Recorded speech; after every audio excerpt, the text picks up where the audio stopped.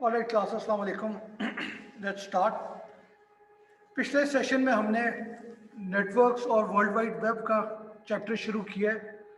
पिछले सेशन में हमने इंटरनेट पे बात की थी और नेटवर्क्स पे बात की थी कि डिफरेंट टाइप ऑफ नेटवर्क्स क्या होते हैं, इंटरनेट एग्जैक्टली है क्या, कम्युनिकेशन प्रोटोकॉल्स क्या होते हैं, एक एंड से दूसरे एंड तक आपने डेटा ट्रांसमिट करना है तो आपको मल्टीपल डिफरेंट प्रोटोकॉल्स चाहिए होते हैं, उन सारों का मकसद क्या होता है, उनकी रिस्पॉन्सिबिलिटीज़ क्या होती हैं। तो ये सारी बात हमने की थी। फिर हमने नेटवर्क्स के टाइप देखे थे कि लोकल एरिया नेटवर्क होता है, वाइड एरिया नेटवर्क होता है, उनमें फ़र्क क्या है। ठीक है, तो ये सारी बात हम डिस्कस कर चुके हैं। आज हमें फोकस करना है इस चैप्टर का जो दूसरा पार्ट है, and that is the world wide web. कि वर्ल्ड वाइड वेब होता क्या है और उससे रिलेटेड क्या टेक्नोलॉजीज हैं, क्या क्या चीज़ें हैं जो कि आपको पता होनी चाहिए। ठीक है, तो शुरू करते हैं। सबसे पहली चीज़ है कि हमने पिछली क्लास में एक बात की थी कि आपने जो भी कम्युनिकेशन करनी होती है वो आईपी एड्रेसेस की बेस पे होती है। यानी आपने किसी डेस्टिनेशन को कोई पैकेट भेजना है तो उस पैकेट में आपकी अपनी मशीन का भी एड्रेस होता है, आईपी एड्रेस, और जो डेस्टिनेशन मशीन है उसका भी आईपी एड्रेस होता है। और ये एड्रेस जो है ये यूनिकली आइडेंटिफाई कर रहे होते हैं मशीन को ओवर द इंटरनेट।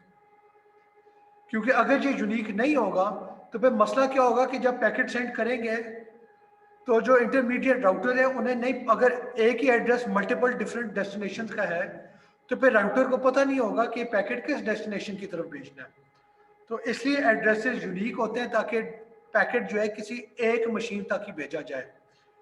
ठीक है, और तो ये बात हमने की थी आईपी एड्रेस की। आज थोड़ी ज़्यादा डिटेल में जाएंगे कि आईपी एड्रेस जो है वो 4 बाइट्स का होता है। ठीक है, और उसे रिप्रेजेंट करने के लिए जो आसानी, यानी 4 बाइट का मतलब है 32 बिट्स। अब एक ऑप्शन है कि 32 बिट जो है आप 1010 करके बोलना शुरू करते हैं। ठीक है, पर उस चीज़ को ज़्यादा सिंपल तरीके से बोलने के लिए इन्होंने जो तरीका अपनाया है, जो स्टैंडर्ड है, वो है dotted decimal notation. Dotted decimal का क्या मतलब है कि पहली बाइट जो है उसे आप as a decimal number treat करें, फिर डॉट डाल के अगली बाइट को as a decimal number treat करें, फिर उससे अगली बाइट को as a decimal number treat करें, और जो आखिरी बाइट है उसे as a decimal number treat करें।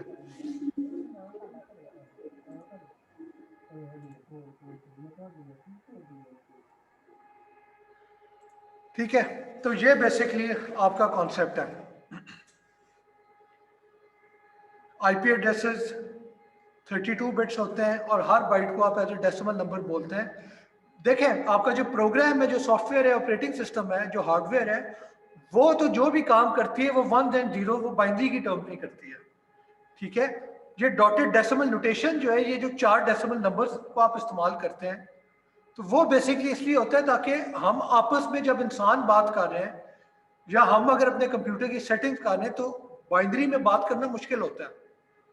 कॉन्फ़िगरेशन करनी है तो एक बाइनरी 32 बिट्स डालना वो मुश्किल है। उसकी बजाय अगर आप सिर्फ 4 डेसिमल नंबर डाल रहे हैं तो बहुत ज़्यादा आसान हो जाता है।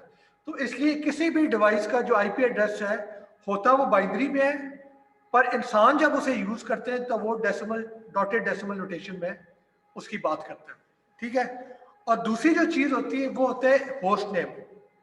कि आपने और ज़्यादा आसान करनी है ज़िंदगी तो आप मशीन को एक यूनिक नाम असाइन कर देते हैं।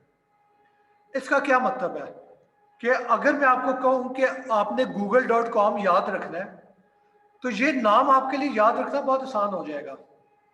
ठीक है, पर एक्चुअल जो कम्युनिकेशन होती है वो हमने पिछली क्लास में बात कर ली थी कि पैकेट के अंदर डेस्टिनेशन और सोर्स आईपी एड्रेसेस पड़े होते हैं।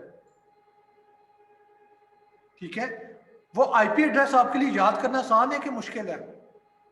यानी अगर मैं आपको कहूं कि गूगल का भी आईपी एड्रेस याद करें, यूएमटी का भी आईपी एड्रेस याद करें, lms.umt का आईपी एड्रेस याद करें, gmail.com का आईपी एड्रेस याद करें, तो ये सारे आईपी एड्रेसेस आप याद कर सकेंगे? नहीं कर सकेंगे। ठीक है, होस्ट नेम याद रखना आसान होता है, आईपी एड्रेस याद रखना आसान नहीं है। पर कम्युनिकेशन जितनी भी है वो आईपी एड्रेसेस की बेसिस पे है। आपके पैकेट के अंदर google.com नहीं लिखा होता, google.com का आईपी एड्रेस लिखा होता है ताकि पैकेट उस डेस्टिनेशन तक पहुंच सके। ठीक है, ये आप ऐसे ही याद कर लें कि अगर मैं आपको कहूँ, इस बात को समझने के लिए एक और एग्जांपल लेते हैं। अगर मैं आपको कहूं कि आपकी क्लास में 50 स्टूडेंट हैं, उन सारों के नाम याद करें, तो आप एक दिन के अंदर अंदर नाम याद कर लेंगे। ऑन दी अदर एंड, उन्हें फ़ोन अगर आपने करना है तो नाम की बेसिस पे तो नहीं करेंगे ना। फ़ोन के लिए तो आपको फ़ोन नंबर चाहिए होता है।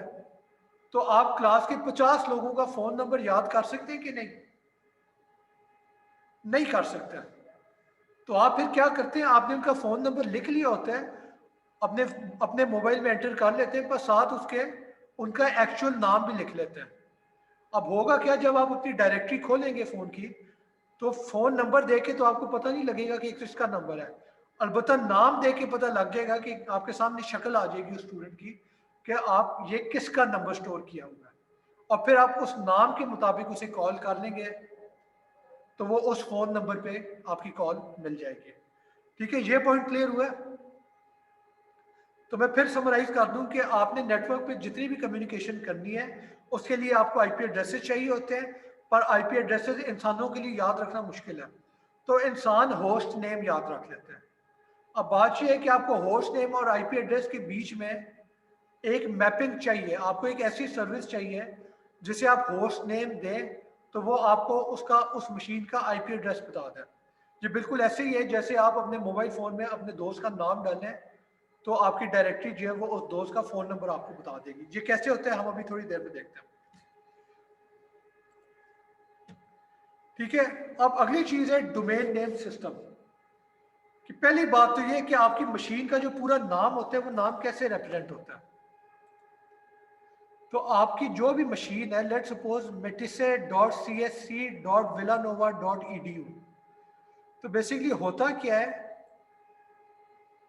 metisse.csc जो है, ये बेसिकली आपकी मशीन का नाम है, एक सर्वर का नाम है, एक कंप्यूटर का नाम है। और ये कंप्यूटर किसकी मलकियत है? एक कंपनी की। उस कंपनी का नाम क्या है? villanova.edu। और villanova.edu जो है, इसके अंदर बेसिकली दो हिस्से हैं, एक edu है जिसे टॉप लेवल डोमेन कहा जाता है, और एक villanova है जो कि डोमेन नेम है। अब इन तीन में फर्क क्या है? ठीक है, लेट्स सपोज आप एक कंपनी खोलना चाहते हैं और उस कंपनी का नाम villanova है, ठीक है, और वो कंपनी जो है उसका ताल्लुक एजुकेशन से है, यानी आपकी यूनिवर्सिटी है villanova, यहाँ पे आप ऑनलाइन टीचिंग करना चाहते हैं, तो होगा क्या, आप जो है अपने आईएसपी के पास जाएंगे, जो रजिस्ट्रार होता है बेसिकली, जो ये नाम असाइन करता है, उसे जाके कहेंगे कि मुझे एक एजुकेशन वाली कंपनी के लिए वेबसाइट बनानी है। तो वो रजिस्ट्रार जो आईएसपी है वो आपको कहेगा ठीक है, मैं ईडीयू डोमेन जो है इसमें आपको कोई नाम असाइन कर देता हूं, ताकि सारी दुनिया को पता लग जाए कि ये वेबसाइट जो है इसका ताल्लुक एजुकेशन से है। फिर आप कहते हैं कि मेरी कंपनी का नाम villanova है।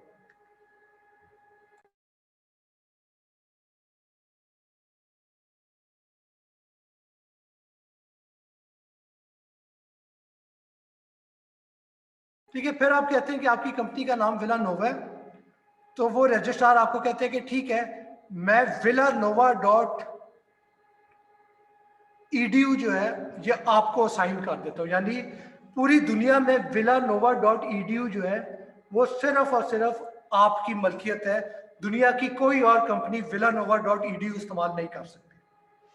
ठीक है, तो ये पूरा जो है, ये पूरे का पूरा आपका डोमेन नेम बन गया है। इसमें villanova आपका एग्जैक्ट डोमेन है, और .edu जो है ये उसका टॉप लेवल डोमेन है, जो कि बता रही है कि इसका ताल्लुक एजुकेशन से है। ठीक है, ऑलराइट। अब आप क्या करते हैं, अब आप अपनी कंपनी में, अपने दफ्तर में आके आप एक कंप्यूटर सेट करते हैं, एक सर्वर, उसका नाम आप रखते हैं metisse.csc।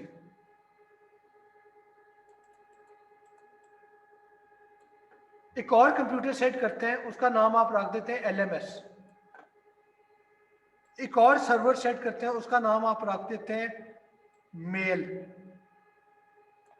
तो अब होगा क्या, अब ये जो पार्ट है villanova.edu, ये तो आपकी डोमेन को रिप्रेजेंट कर रहा है, यानी आपकी कंपनी को रिप्रेजेंट कर रहा है। अब उस कंपनी के इस सर्वर को एक्सेस करना है यूजर ने, या इस सर्वर को एक्सेस करना है, या इस सर्वर को एक्सेस करना है, तो उसके लिए फिर जो पूरा नाम होता है वो इस डोमेन नेम से पहले आप कंप्यूटर का नाम स्पेसिफाई करते हैं। यानी matisse.csc.villanova.edu जो है वो इस मशीन का पूरा नाम है। अगर आप lms.villanova.edu करते हैं तो वो इस मशीन का नाम है। अगर आप mail.villanova.edu करते हैं तो वो इस मशीन का नाम है। ठीक है, तो ये पूरा नाम बनता है मशीन का। सिर्फ villanova.edu कंपनी का नाम है और सिर्फ edu जो है वो टॉप लेवल डोमेन है जो कि स्पेसिफाई करती है कि इस कंपनी का ताल्लुक एजुकेशन से है। ठीक है, यूएमटी का एग्जांपल ले लें तो यूएमटी का डोमेन नेम क्या है, umt.edu.pk। और इसमें पूरा नाम अगर लेना चाहें तो एक आपकी मशीन का नाम है www.umt.edu.pk, एक और सर्वर का नाम है mail.umt.edu.pk, एक और का नाम है lms.umt.edu.pk, चौथे का नाम है aportal.umt.edu.pk। ठीक है, तो ये पॉइंट क्लियर हुआ है।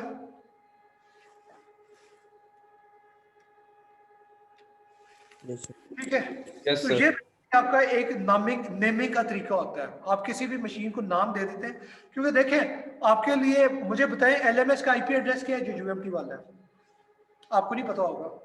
अगर मैं आपको कहता हूँ mail.umt.edu.pk का आईपी एड्रेस दें, वो भी आपको नहीं पता होगा। ए पोर्टल का आईपी एड्रेस भी नहीं आपको पता होगा, और कम्युनिकेशन सारी आईपी एड्रेस पे हो रही है। तो नाम इसलिए होते हैं क्योंकि नाम आपको याद रखना आसान है। आपका यूएमटी में जो पहला दिन था उसी दिन आपको पता लग गया था कि ईमेल चेक करने के लिए आपने mail.umt.edu.pk को एक्सेस करना है। कोर्स देखने के लिए आपने lms.umt.edu.pk एक्सेस करना है।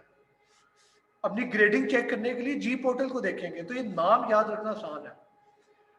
ठीक है, इस पे आगे और बात करते हैं। अगला पॉइंट ये है कि आपके जो टॉप लेवल डोमेन है वो सिर्फ ईडीयू नहीं है, आपकी और भी टॉप लेवल डोमेन है। डॉट एरो है जो कि एरोस्पेस इंडस्ट्री की है। डॉट बिज है, अगर आपने कोई बिजनेस रिलेटेड वेबसाइट खोलनी है तो आप बिज कर लेंगे। डॉट कॉम है, अगर आपने कोई कमर्शियल वेबसाइट खोलनी है जिसके थ्रू आप इश्तिहारों से फॉर एग्जाम्पल पैसा कमाना चाहते हैं। ठीक है, फिर डॉट गॉव है, ये गवर्नमेंट के लिए होती है। डॉट मिल अमेरिकन मिलिट्री के लिए, और जहाँ पे आप देख रहे हैं कि काफ़ी सारी साइट जो है वो मिलिट्री वो यूएस के लिए है। डॉट गॉव जो है यूएस गवर्नमेंट है। डॉट मिल यूएस मिलिट्री है। ठीक है, डॉट ईडीयू असूली तौर पे यूएस की एजुकेशनल कंपनीज है। ठीक है, तो बात यह है कि पाकिस्तान की एजुकेशनल कंपनी है, उसके लिए आप क्या करेंगे। तो आपने एक नोटिस किया होगा कि उसमें फिर नाम होते हैं umt.edu.pk। तो ये बेसिकली क्या करते हैं, ये कहते हैं कि टॉप लेवल डोमेन जो है वो पीके यानी पाकिस्तानी वेबसाइट, पाकिस्तानी वेबसाइट के अंदर कौन सी वेबसाइट है, ईडीयू है। यानी .com.pk भी होता है, .gov.pk भी होता है, पर हम अभी बात कर रहे हैं .edu.pk, और उसके अंदर जो है यूएमटी आ गया। तो बेसिकली यूएमटी जो है एक एजुकेशनल डोमेन का हिस्सा है, और कौन सी एजुकेशनल डोमेन, पाकिस्तान की। तो बेसिकली कहने का मतलब है अगर सिर्फ ईडीयू लिखा होगा तो चांसेस आर कि वो अमेरिकन एजुकेशनल इंस्टीट्यूट है। अगर .edu.pk है तो उसका मतलब है कि पाकिस्तान का एजुकेशनल इंस्टीट्यूशन। अगर .edu.ksa है फॉर एग्जांपल तो उसका मतलब है सऊदी अरेबिया का एजुकेशनल इंस्टीट्यूशन।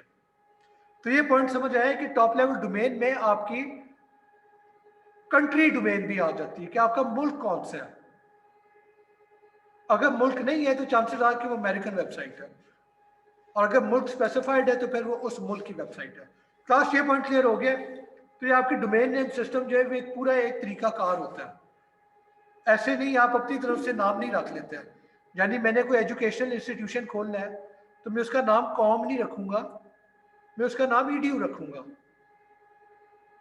अगर कोई फौज की वेबसाइट है तो उसका नाम .mil होगा, उसका नाम .org नहीं होगा, क्योंकि org जो है वो तो नॉन प्रॉफिट ऑर्गेनाइजेशन के लिए होता है। ठीक है, ये पॉइंट क्लियर हो गया। तो ये रूल फॉलो करते हुए आप अपने डोमेन का एक नाम रखते हैं, अपने कंप्यूटर का एक नाम सेट करते हैं। अगली चीज होती है, अगला कॉन्सेप्ट अच्छा, ये बात होगी ऑलरेडी, ठीक है। इसमें कुछ नाम AU ऑस्ट्रेलिया है, BR ब्राज़ील है, CA Canada, KSA Saudi Arabia, PK Pakistan, IN India हो गया, ठीक है, and so on and so fourth. अच्छा, अब बात यह है कि आपने नाम और IP एड्रेस के बीच में मैपिंग मेंटेन करनी है। यानी जैसे आपके फ़ोन में होता है कि आपने दोस्त का नाम स्टोर किया होता है और उस नाम के साथ आपने उसका फ़ोन नंबर स्टोर किया होता है, और आपने जब सर्च करना होता है तो आप फ़ोन नंबर पे सर्च नहीं करते, आप नाम पे सर्च करते हैं। आप नाम डालते हैं, उस नाम की कॉरस्पॉन्डिंग उसका फ़ोन नंबर जो है वो आपको नज़र आ जाता है। तो कंप्यूटर के केस में, इंटरनेट के केस में आपको डोमेन नेम सिस्टम इस्तेमाल करना पड़ता है, which is DNS। DNS system क्या होता है कि आपका बेसिकली पूरी दुनिया में सर्वर डिस्ट्रीब्यूटेड है, ठीक है। आप जब अपने ब्राउजर में लिखते हैं फॉर एग्जांपल umt.edu.pk,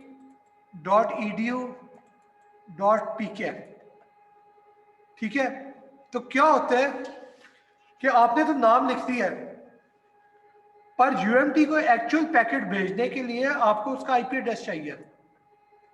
वो IP एड्रेस कहाँ से मिलेगा कि आपका रिक्वेस्ट, आपका ब्राउजर जो है वो सबसे पहले आपके ISP में एक डोमेन नेम सर्वर पड़ा होगा। यानी जब आप ISP से कनेक्शन खरीदते हैं तो वो आपको एक IP एड्रेस भी असाइन करते हैं आपकी मशीन को, और उसमें अपना जो डोमेन नेम सर्वर होता है उसका एड्रेस भी डाल देता है। तो अब होगा क्या कि आपका ब्राउजर जो है उसे पता है कि ISP के डोमेन नेम सर्वर का IP एड्रेस क्या है, तो उसे रिक्वेस्ट भेजेगा कि मुझे UMT का IP एड्रेस चाहिए। वो जो सर्वर है वो IP एड्रेस आपको रिटर्न करेगा। अब आपका ब्राउजर क्या करेगा कि UMT को जो भी पैकेट भेजना है उसमें ये वाला IP एड्रेस स्पेसिफाई कर देगा उसकी डेस्टिनेशन में, ठीक है। तो ये बेसिकली डोमेन नेम सर्वर का कॉन्सेप्ट है। सर ये एक बार फिर रिपीट कर दें। क्या चीज? Domain name server. Yes sir. बाकी समझ आ गई पहले वाली? Yes sir. ऑलराइट,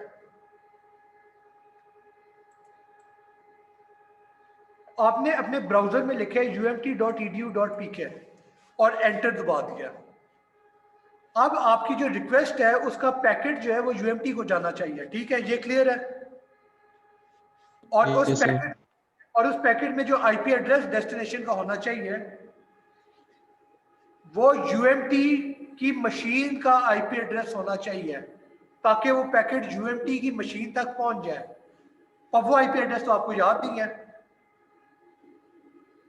तो फिर आप क्या करते हैं कि जब आप ब्राउजर के अंदर ये एड्रेस डालेंगे umt.edu.pk और एंटर दबाएंगे तो क्या होगा, आपकी रिक्वेस्ट, सबसे पहले आपका ब्राउजर आपका जो सर्विस प्रोवाइडर है उसको एक रिक्वेस्ट भेजता है।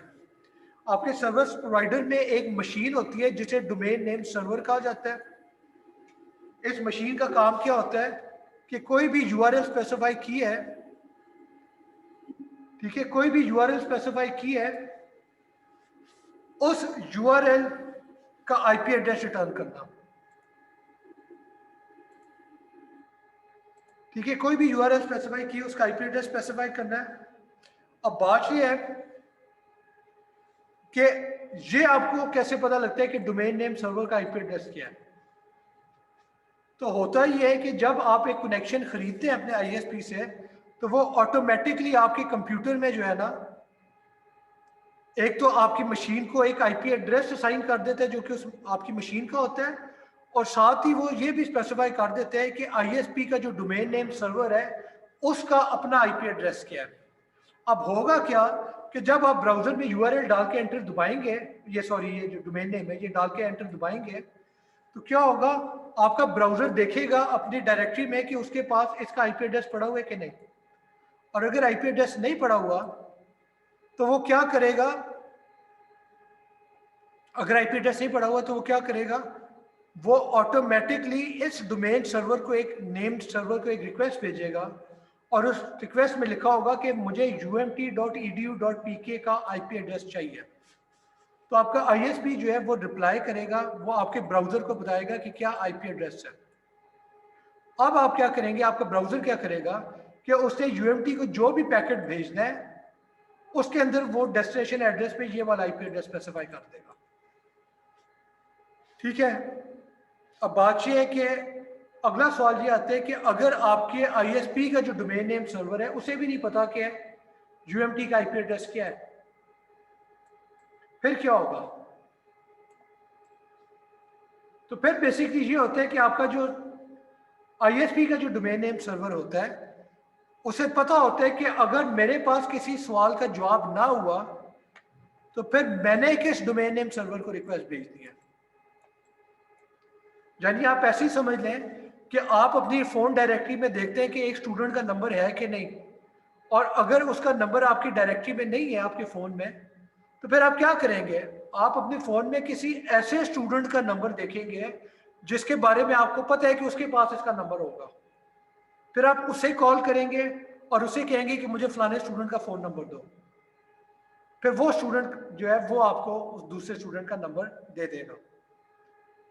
ये पॉइंट क्लियर हुए? तो इस तरीके से ये नहीं है कि आपका जो आईएसपी का डोमेन नेम सर्वर है उसके पास हर डोमेन नेम का आईपी एड्रेस पड़ा होगा, उसके पास कुछ का आईपी एड्रेस होगा, जिनका नहीं है वो फिर बंदोबस्त करके देगा, वो फिर रिक्वेस्ट भेजेगा किसी ऐसे डीएनएस को जिसको जवाब पता होगा, और जब उसे जवाब मिल जाएगा तो फिर वो आपको बता देगा आपके ब्राउजर को कि तुमने जो मुझे रिक्वेस्ट भेजी थी उसका आईपी एड्रेस जी है। Any questions class? Excuse me sir. हाँ जी। सर इज इट पॉसिबल कि कुछ आईपी एड्रेसेस रिस्ट्रिक्टेड हों अप्रोच के? हाँ जी, होता है। आपका जो अपना प्राइवेट एड्रेस होता है वो कोई उसे बाहर से एक्सेस नहीं कर सकता। यानी अगर आपने घर के अंदर कोई नेटवर्क बनाया हुआ है तो उस नेटवर्क के जो आईपी एड्रेसेस होते हैं वो प्राइवेट हैं, वो बाहर से एक्सेस नहीं हो सकते, सिर्फ पब्लिक एड्रेसेस हैं वही एक्सेस हो सकता है। ठीक है, क्लियर है? Yes sir. ऑलराइट। पर इसकी डिटेल में आपने जो सवाल किया है ना उसकी डिटेल में मैं इस कोर्स में नहीं जा सकता, वो बहुत ज़्यादा डिटेल हो जाती है।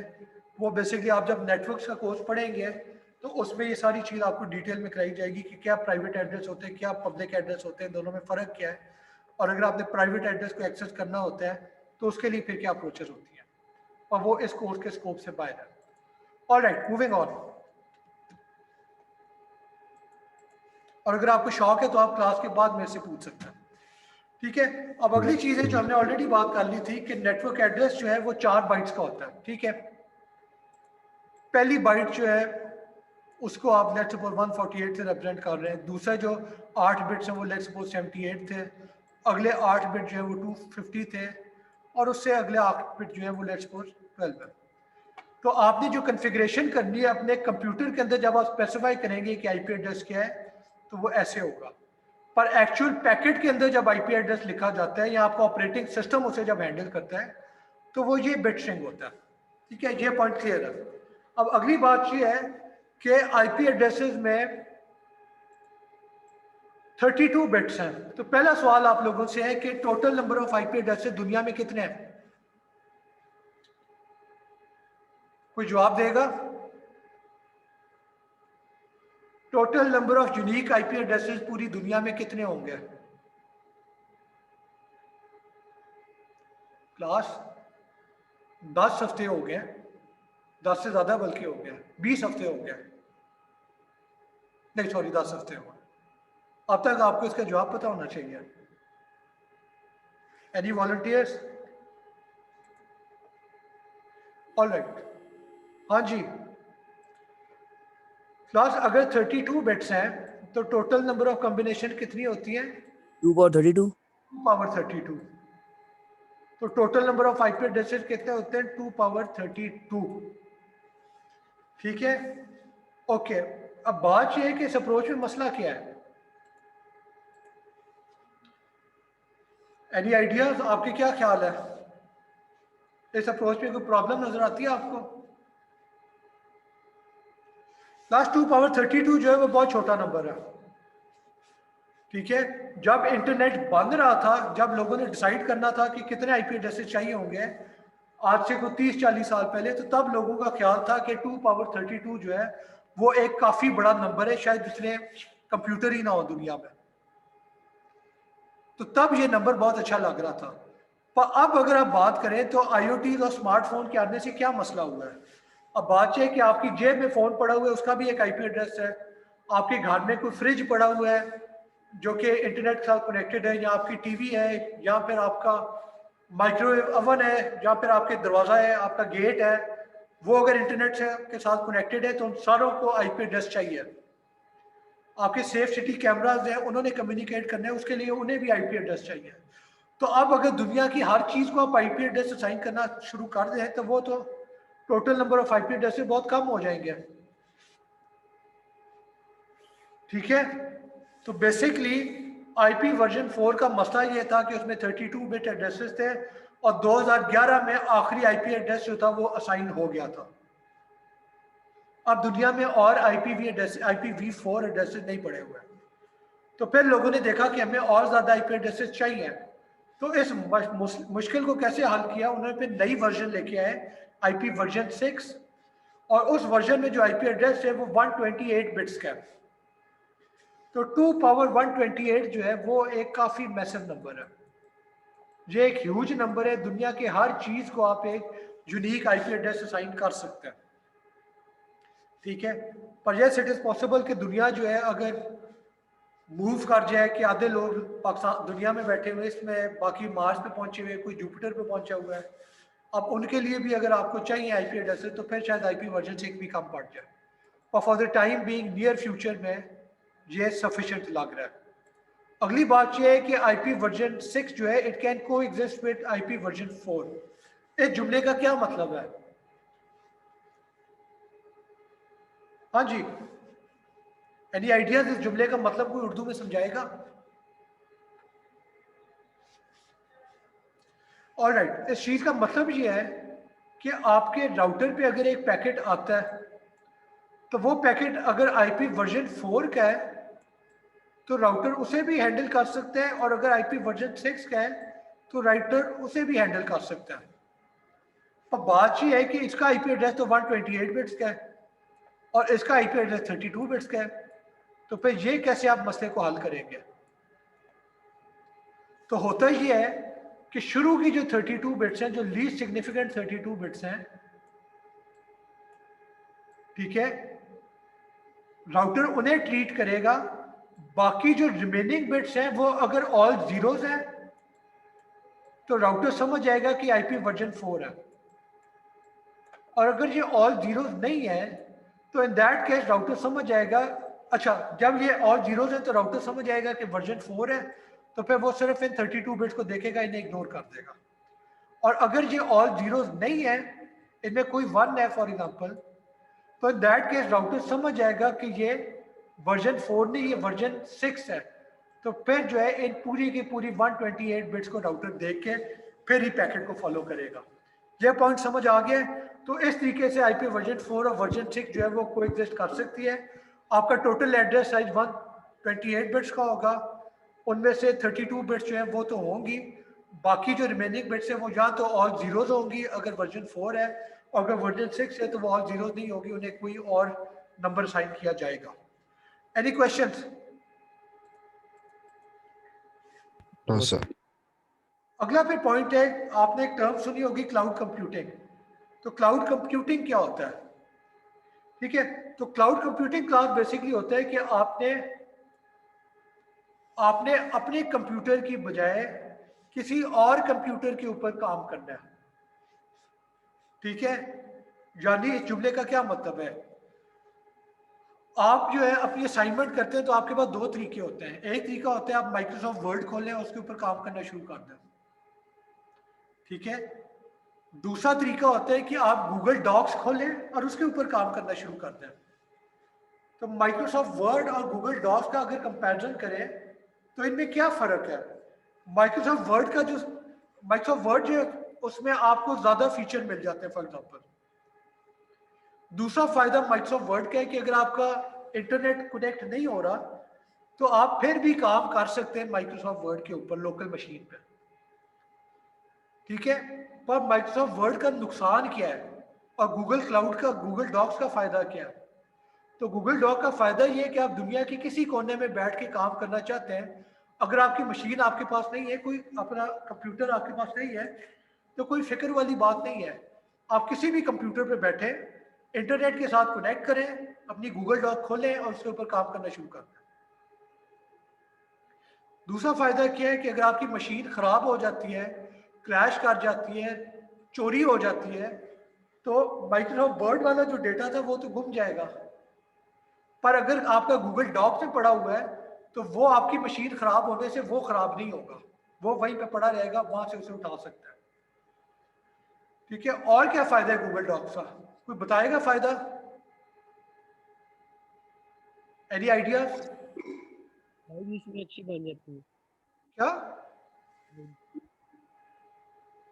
सर, स्लाइड इसमें अच्छी बन जाती है। और अच्छी चीज़ जो है वो तो गूगल माइक्रोसॉफ्ट भी बना देगा आपको, आई थिंक। अच्छा, उसका इतना फ़र्क नहीं, शायद माइक्रोसॉफ्ट बेहतर ही होगी। इसमें वो डाटा जो है वो सेव रहता है जब तक हम चाहें। यस, ये बातें सेव रहता है। अगर आपकी मशीन चोरी हो जाती है तो गूगल डॉक पे कोई फ़र्क नहीं पड़ता, वो रहेगा। पर माइक्रोसॉफ्ट वर्ड में आपने कुछ किया था तो वो चोरी हो जाएगा साथ। पर एक और फायदा है कि मुफ्त है, गूगल डॉक के आपको पैसे नहीं खर्च करने पड़ते हैं। पाकिस्तान में रह के आपको लगता है कि माइक्रोसॉफ्ट वर्ड भी मुफ्त है, पर असली तौर क्योंकि आप हफीज सेंटर से ला सकते हैं, पर इन रियलिटी माइक्रोसॉफ्ट वर्ड जो है वो काफ़ी महंगी एप्लीकेशन है, आपको $100 खर्च करने पड़ जाते हैं। तो ये फ़ायदा होता है क्लाउड में, काफ़ी चीज़ें आपको मुफ्त में मिल जाती हैं। ठीक है। सर लैब में हमें हाँ जी, सर लैब में हमें सिखाएंगे ये माइक्रोसॉफ्ट ऑफिस और ये डॉक। ये आप कर नहीं रहे लैब में? सर ऐसे कर रहे हैं सर। ये सारी चीज़ें लैब में हो रही हैं, अगर नहीं हो रही तो मुझे भी ईमेल कर दें, मैं देख लेता हूँ, पर बारी बारी होंगी। ठीक है, ऑलराइट। तो अगला पॉइंट है कि पब्लिक और प्राइवेट क्लाउड में क्या फ़र्क होता है और कम्युनिटी क्लाउड क्या होता है। तो पब्लिक क्लाउड होता है एक ऐसा क्लाउड जिसे कोई भी एक्सेस कर सकता है, यानी अगर मैंने गूगल के साथ अकाउंट बनाया हुआ है तो मैं पब्लिक क्लाउड गूगल का एक्सेस कर सकता हूँ। ठीक है, फिर अमेजॉन वेब सर्विसेज है, आजोर है, गूगल क्लाउड है, इन पे मैं जो है एक अकाउंट बना सकता हूँ और उनकी सर्विसेज को इस्तेमाल कर सकता हूँ। प्राइवेट क्लाउड ऐसा होता है जो कि सिर्फ कंपनी का अपना होता है, यानी गूगल का एक क्लाउड तो है जिसपे आपका गूगल डॉक्स पड़ा हुआ है, और उसके अलावा गूगल का एक और क्लाउड होता है जिसपे गूगल सर्च रन करती है, और उस क्लाउड में जो कंप्यूटर पड़े हुए हैं आप उन्हें एक्सेस नहीं कर सकते। यानी मैक्सिमम क्या होता है, आप सर्च भेजते हैं कि पाकिस्तान क्रिकेट मैच है, इसे सर्च करो, तो वो सर्च गूगल के पास जाएगी, फिर वो अपने प्राइवेट क्लाउड पे ढूंढेगा उसका जवाब, और वो जवाब जब मिल जाएगा तो वो आपको फॉरवर्ड कर देगा। तो प्राइवेट क्लाउड जो है वो सिर्फ कंपनी का ही होता है और सिर्फ कंपनी इस्तेमाल कर सकती है। पब्लिक क्लाउड जिस कंपनी का होता है वो पैसे लेके या मुफ्त में और यूजर को भी इस्तेमाल करने की इजाजत दे देती है। यानी इसका परफेक्ट एग्जांपल है गूगल क्लाउड का, जिसपे आपके गूगल डॉक्स पड़ी हुई है, गूगल शीट पड़ी हुई है, and so on and so fourth. तो वो पब्लिक है, उसे हम भी इस्तेमाल कर सकते हैं। और तीसरा क्लाउड होता है कम्युनिटी। कम्युनिटी की क्लाउड क्या होता है कि आपकी मल्टीपल ऑर्गेनाइजेशन जो है वो इकट्ठे काम करती है, एक अपना क्लाउड बना लेती है। वो फिर एक ऑर्गेनाइजेशन का नहीं होता, वो उन सारों का होता है, और वो सारी ऑर्गेनाइजेशन जो है वो फिर उसके ऊपर अपना काम कर सकती है। और ये यूजुअली आप समझ, इसका एग्जांपल ले लें कि आपका यूएमटी और फास्ट जो है और लम्स जो है वो आपस में एग्रीमेंट करते हैं कि हमारे जितने भी रिसर्च का डेटा होगा वो एक दूसरे के पास अवेलेबल होगा। तो वो एक कम्युनिटी क्लाउड बनाएंगे, उस क्लाउड की एक्सेस लम्स को भी होगी, फास्ट को भी होगी, यूएमटी को भी होगी, और उस पर वो सारे यूजर जो है अपना रिसर्च का डेटा स्टोर कर देंगे ताकि बाकी लोग भी एक्सेस कर सकें। ठीक है, तो ये क्लाउड कंप्यूटिंग के कुछ तरीके होते हैं। Any questions? ऑलराइट, अब अगला कॉन्सेप्ट आ जाते हैं। आपने एक टर्म सुनी होगी, वर्ल्ड वाइड वेब। ठीक है, वर्ल्ड वाइड वेब और इंटरनेट दो फर्क चीजें हैं। जब आप इंटरनेट की बात करते हैं तो इंटरनेट का मतलब है जो आपका नेटवर्क है, जो तारे हैं, जो कंप्यूटर हैं, जो सर्वर जुड़े हुए हैं, जो आईएसपीज हैं, जो राउटर हैं, वो सारा मिलके जो है इंटरनेट बनता है। वर्ल्ड वाइड वेब जो है वो बेसिकली इंटरनेट के ऊपर जो डेटा पड़ा हुआ है, यानी आपके वेब पेजेस जो है वो क्या होता है, वेब पेजेस के अंदर इंफॉर्मेशन पड़ी होती है। आपने क्रिक इन्फो को एक्सेस करना है, आपने ईएसपीएन को एक्सेस करना है, आपने खबरें पढ़नी है, जियो के पेज को एक्सेस करना है, डॉन न्यूज के पेज को एक्सेस करना है। तो सारे वेब पेजेस हैं, इनके अंदर इंफॉर्मेशन पड़ी हुई है। ठीक है, और ये पेजेस जो है वेब पेज, इनके अंदर एक अपनी इंफॉर्मेशन होती है और ये और पेजेस को भी एक्सेस कर सकते हैं, उन्हें लिंक कर रहे होते हैं। यानी आप अगर डॉन न्यूज़ की वेबसाइट खोलें तो उस पर एक होम पेज होता है और उस पेज के ऊपर फर्दर लिंक्स होते हैं, हाइपर लिंक होते हैं, जिस पे आप क्लिक करें तो डॉन का फ्रंट पेज आ जाएगा, या फिर डॉन का जो फैशन वाला पेज है वो आ जाएगा, या स्पोर्ट्स वाला पेज है वो आ जाएगा, ठीक है, यहाँ पे इंटरनेशनल न्यूज़ का पेज है वो आ जाएगा। तो वो डॉन के अंदर लिंक्स होते हैं पेज के अंदर। और इसके अलावा और भी लिंक्स होते हैं, शायद डॉन का पेज जो है वो किसी और वेबसाइट को भी लिंक कर रहा हो, CNN को शायद लिंक कर रहा हो, या कोई और मैगजीन है जिनके साथ इनकी एग्रीमेंट है तो उसे लिंक कर रहा होगा। तो ये सारे जो पेजेस हैं और इनके जो लिंक्स हैं, ये सारे आपस में मिलके वर्ल्ड वाइड वेब बनाते हैं, यानी इंफॉर्मेशन का एक जाल है जिसे आप वर्ल्ड वाइड वेब कहते हैं। Any question? इंटरनेट और वेब के बीच में फर्क पता लग गया? इंटरनेट सिर्फ नेटवर्क है और वेब जो है वो एक्चुअल आपका इंफॉर्मेशन जो उसके ऊपर पड़ी हुई है। ठीक है, तो एक वेबसाइट जो होती है वो सारे रिलेटेड वेब पेजेस का कलेक्शन है, यानी डॉन का होम पेज वेब पेज है, स्पोर्ट्स वाला पेज वेब पेज है, इंटरनेशनल न्यूज़ वाला पेज वेब पेज है। पर उन सारों को जब आप इकट्ठा करते हैं तो वो जो है आपकी एक वेबसाइट बनती है, और वेबसाइट का नाम क्या है? Don news.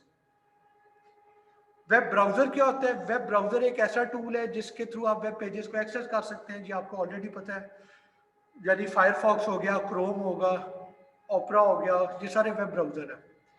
फिर आपका एक वेब सर्वर होता है। वेब सर्वर का काम क्या होता है कि जब आप उसे रिक्वेस्ट करते हैं, फॉर एग्जांपल डॉन का वेब सर्वर, तो डॉन न्यूज़ को जब आप रिक्वेस्ट भेजते हैं तो वो आपको वो सर्वर को रिक्वेस्ट जाएगी, सर्वर का IP एड्रेस जो है आपको ब्राउज़र को पता होगा, नहीं पता तो DNS से पूछ लेगा। तो जब वो IP एड्रेस पता लग गया तो वो आपकी रिक्वेस्ट वेब सर्वर को भेजेगा डॉन के, डॉन रिप्लाई करेगा होम पेज से, फिर होम पेज पढ़ के आप डिसाइड करेंगे कि किस लिंक के ऊपर मैंने क्लिक करना है, उस लिंक पे क्लिक करेंगे तो रिक्वेस्ट आपकी दोबारा डॉन के सर्वर को जाएगी अगर वो डॉन का लिंक है, और वो सर्वर नया पेज आपको भेज देगा। ठीक है, और अगर कोई ऐसा लिंक है जो कि डॉन का नहीं है, किसी और वेबसाइट का है, तो उस पर आप क्लिक करेंगे तो फिर आपकी रिक्वेस्ट डॉन के सर्वर को नहीं जाएगी, फिर आपकी रिक्वेस्ट उस नई वेबसाइट जो है उसके सर्वर को जाएगी। ठीक है, और वो दोबारा फिर ब्राउजर को उस नया सर्वर जो है उसका IP एड्रेस पता करना पड़ेगा। एक दफा IP एड्रेस पता कर लिया है उसके बाद वो उस IP एड्रेस पे रिक्वेस्ट भेज देगा। ठीक है, तो वेब पेजेस पे आपने एक फॉर्मेट देखा होगा, वो फॉर्मेट क्या होता है? एक कॉन्सेप्ट होता है URL का, यूनिफॉर्म रिसोर्स लोकेटर। URL क्या होती है? ये बेसिकली स्पेसिफाई करती है कि आपने वेबसाइट के किस वेब पेज को एक्सेस करना है। इसे एक्सेस करने का तरीका क्या होता है? URL का फॉर्मेट क्या है? सबसे पहले आता है HTTP या HTTPS, ये प्रोटोकॉल है। HTTP का मतलब है हाइपर टेक्स्ट ट्रांसफर प्रोटोकॉल, ये वेब पेजेस रिक्वेस्ट करने के लिए प्रोटोकॉल है। HTTPS का मतलब है hyper text transfer protocol secure, कि आपने जो वेब पेज रिक्वेस्ट करना है वो सिक्योर होगा, बीच में कोई बंदा देख नहीं सकता कि आप कौन सा वेब पेज एक्सेस कर रहे हैं। ठीक है, या फिर आपने पासवर्ड भेजते हैं तो कोई बीच में पैकेट को पकड़ के आपका पासवर्ड नहीं देख सकेगा। ठीक है, तो वो सिक्योर है। अगर S नहीं लिखा हुआ तो इसका मतलब है वेबसाइट सिक्योर नहीं है। उसके बाद कोलन आता है और 2// आता है। तो ये बेसिकली स्पेसिफाई कर रहे हैं, ये पूरे का पूरा पार्ट स्पेसिफाई कर रहे हैं प्रोटोकॉल। अगला जो हिस्सा है वो आप वेबसाइट के लिए होगा। सर हाँ जी, सर फिर अगर सिक्योर नहीं है, HTTP है सिंपल, तो हमें फिर अवॉइड करना चाहिए यानी पर्सनल इंफॉर्मेशन शेयर करने से पहले। पर कुछ वेबसाइट जो है, कुछ सर्वर होते हैं वो HTTP को देखिए, आइडियली HTTPS इस्तेमाल करें क्योंकि वो सिक्योर है, पर इट इज पॉसिबल कि कोई पुराना वेब सर्वर है जिसमें HTTPS नहीं है, तो इन दैट केस फिर आपको HTTP इस्तेमाल करना पड़ता है। ठीक है, सर बट काफी ज्यादा ऐसी वेब पेजेस हैं जो अभी भी HTTP ही यूज कर रही हैं। हाँ जी, और उसकी एक और वजह होती है ना, HTTPS अगर इस्तेमाल करना है तो फिर आपको पैसे खर्च करने पड़ते हैं। आप एक तीसरी पार्टी को पैसे देंगे और कहेंगे कि ये मेरी वेबसाइट है, ठीक है, इसे एक सर्टिफिकेट असाइन कर दो जो कि कह रहे हो, जो कि बेसिकली कह रहा हो कि ये वेबसाइट जायज़ है, लीगल है, ठीक है, तो वो सर्टिफिकेट देने के लिए आपको पैसे खर्च करना पड़ता है।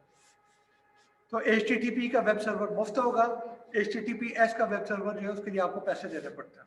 समझ आ गई है? और कभी आप एक वेबसाइट को एक्सेस करते हैं तो आपको लिखा हुआ आ जाता है ब्राउजर पे कि सर्टिफिकेट नॉट रिकॉग्नाइज्ड या नॉट ऑथेंटिक। तो उसका यही मतलब है कि आपने सिक्योर तरीके से पेज एक्सेस करने की कोशिश की है, पर उसके पास सर्टिफिकेट ही नहीं है जो कह रहा हो कि वो सिक्योर है। समझ आ गई है? Yes sir. और यार मुझसे सर अपने आप को म्यूट कर ले यार, अगर सवाल नहीं है तो, ठीक है? सर HTTP वो उसकी HTTP की हम फाइल HTTPS में कैसे इस्तेमाल कर सकते हैं, कैसे ओपन कर सकते हैं? नहीं, वो तो आप ब्राउजर में लिख दें HTTPS और आगे नाम दे दें, जहाँ HTTP और आगे नाम दे दें, तो होगा क्या, जहाँ तो जो आपने प्रोटोकॉल स्पेसिफाई किया है उस पर वो पेज आ जाएगा, जहाँ पर ऑटोमेटिकली जो दूसरा वाला प्रोटोकॉल है जो अवेलेबल है वो ऑटोमेटिकली उस पर स्विच कर जाएगा। यानी कभी होते हैं कि आप HTTP लिख के एंटर करते हैं पर एक्चुअल प्रोटोकॉल जो है वो पे HTTPS इस्तेमाल होना शुरू हो जाता है, वो ऑटोमेटिकली स्विच भी हो जाता है। क्लियर है? Yes sir. Alright, moving on. ठीक है, तो पहला पार्ट जो है वो प्रोटोकॉल का। बाय द वे ये सारे प्रोटोकॉल जो है ये आप बहुत ज्यादा डिटेल में देखेंगे अपने नेटवर्क के कोर्स में, ठीक है? उसके बाद क्या होता है? उसके बाद होता है sites.google.com। ये बेसिकली क्या बता रहा है, होस्ट नेम कि कौन सी वेबसाइट है, ठीक है? कौन सी वेबसाइट है? google.com। उसमें कौन सा सर्वर है? साइट्स का सर्वर। एक और तरीका हो सकता था lms.umt.edu.pk। उसका मतलब है कि साइट UMT है और UMT के किस सर्वर की बात हो रही है, तो LMS सर्वर की बात हो रही है। तो ये वाला पार्ट जो है ये मशीन स्पेसिफाई कर रहे हैं कि किस मशीन को एक्सेस करना है, ठीक है? और बाकी जो पार्ट है ये बेसिकली स्पेसिफाई कर रहे हैं कि उस मशीन के ऊपर कौन सा फोल्डर है, साइट का फोल्डर, साइट के फोल्डर के अंदर कौन सा फोल्डर है, आदिल जिया खान का फोल्डर, और उस फोल्डर के अंदर कौन सा फोल्डर या कौन सा पेज है, तो वो पब्लिकेशन का पेज है। ये पॉइंट समझ आए कि आपका जो है पहला पार्ट बताते हैं प्रोटोकॉल कौन सा इस्तेमाल करना है, ये आपके ब्राउजर को बता रहा है। अगला पार्ट ब्राउजर को बता रहा है कि किस वेबसाइट को एक्सेस करना है, और बाकी जो भी पार्ट है वो बता रहे हैं कि उस वेबसाइट को जब एक्सेस कर लोगे तो उस पे किस फोल्डर में कौन सा फोल्डर है, उसमें कौन सा फोल्डर है, उसमें कौन सा पेज है जिसे एक्सेस करना है। और बाय द वे ये आखिरी चीज जो है लाजमी नहीं कि पेज हो, ये कोई ऑब्जेक्ट भी हो सकता है। यानी ऑब्जेक्ट का क्या मतलब है, आपने कभी इमेज का कभी आपने URL देखे? आप एक काम करना, वेब पेज खोलना और उस वेब पेज में किसी इमेज के ऊपर राइट क्लिक करके कहना ओपन ए न्यू विंडो, तो क्या होगा, उस इमेज का पूरा URL नजर आ जाएगा। तो जो आखिरी पार्ट होगा उसमें .jpg लिखा होगा या .jpeg होगा या फिर .gif होगा या फिर कोई और फॉर्मेट होगा। तो कहने का मतलब है कि आप URL के थ्रू सिर्फ वेब पेज को एक्सेस नहीं करते, आप किसी ऑब्जेक्ट को भी कर सकते हैं। वो ऑब्जेक्ट इमेज भी हो सकता है, वो ऑब्जेक्ट वीडियो भी हो सकती है, वो ऑब्जेक्ट कुछ और भी हो सकता है, ठीक है? पर हैविंग सेड दैट ये URL है जो कि स्पेसिफाई करनी है ताकि आप उसे एक्सेस कर सकें। आगे आ जाए। सर जो बाद वाली चीज है वो खुद ब खुद आ जाती है, जैसे हम कोई जीमेल सर्च करते हैं HTTP :/ के बाद, तो वो खुद ब खुद आगे आ जाते हैं, ये साइट आदि ये वाली चीज खुद ब खुद आ जाती है। ठीक है, आप बहुत ज़्यादा स्पेसिफिक हो गए, मैं उस बात का जवाब नहीं आपको दूंगा, ठीक है? मैं जनरल जवाब आपको दे देता हूँ कि अगर आपकी वेबसाइट है site.google.com और आप इसे एंटर कर देते हैं तो एक्चुअली जो चीज़ खुल रही होती है वो होती है sites.google.com/index.html। समझ आइए? यानी इस तरह का कोई लाजमी नहीं है कि index.html ही हो, कुछ पर चांसेदार किस तरह का कोई पेज हो, पर वो पेज आपने स्पेसिफाई नहीं किया था, तो फिर वो पेज खुल कैसे गया?